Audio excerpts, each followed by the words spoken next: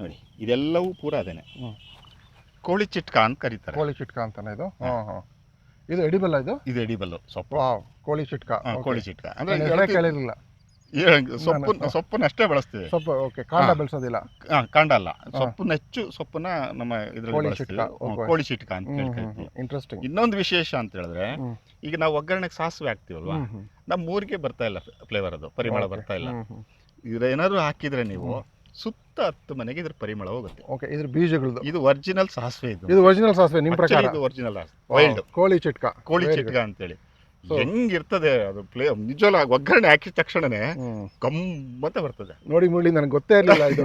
So ಇದು ಎಲ್ಲರಿಗೂ ತಿಳಿಬೇಕಂದ್ರೆ ಇದು ಕೋಳಿ ಚಿಟ್ಕ ಅಂತ ಹೇಳ್ತಿದ್ದಾರೆ ಮುರಳಿ. ಇದರಲ್ಲಿ ಸಾಸಿವೆ ತರ ಬೀಜ ಇದೆ, ಸಾಸಿವೆ ತರ ಪಾಡ್ಸ್ ಬಂದಿದೆ. ಒಳಗಡೆ ಓಪನ್ ಮಾಡ್ತದೆ, ಇನ್ನ ಬಲ್ತಿಲ್ಲ ಇದು. ನೋಡಿ, ಸಾಸಿವೆಗಿಂತ ಸ್ವಲ್ಪ ಸಣ್ಣಕ್ಕಿದೆ.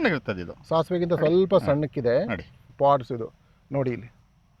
Okay, amazing. ಸೊ ಪರಿಮಳ ಬರ್ತದೆ. ಸಾಸಿವೆ ಇನ್ನು ಸ್ವಲ್ಪ ದಪ್ಪ ಬರುತ್ತೆ. ತುಂಬಾ ತುಂಬಾ ಆಕ್ಚುಲಿ ಸಾಸಿವೆನ ನಮ್ಮ ಗೆಳೆಯ ಡಾಕ್ಟರ್ ಹೇಳುವಂಥದ್ದು, ಒಂದು ಚಿಟಿಕೆ ಸಾಸಿವೆನಲ್ಲಿ ಇಡೀ ಮನೆ ಆರೋಗ್ಯ ಅಡಗಿದೆ ಅಂತ ಹೇಳಿ. ಓಕೆ. ಇದ್ರ ಕೆಲಸ ಏನು ಅಂತ ಹೇಳಿದ್ರೆ, ಇಡೀ ಮನೆಯವ್ರಿಗೆ ಒಂದೇ ಚಿಟಿಕೆ ಅಲ್ಲ ತಿನ್ನೋ ದಿನಕ್ಕೆ.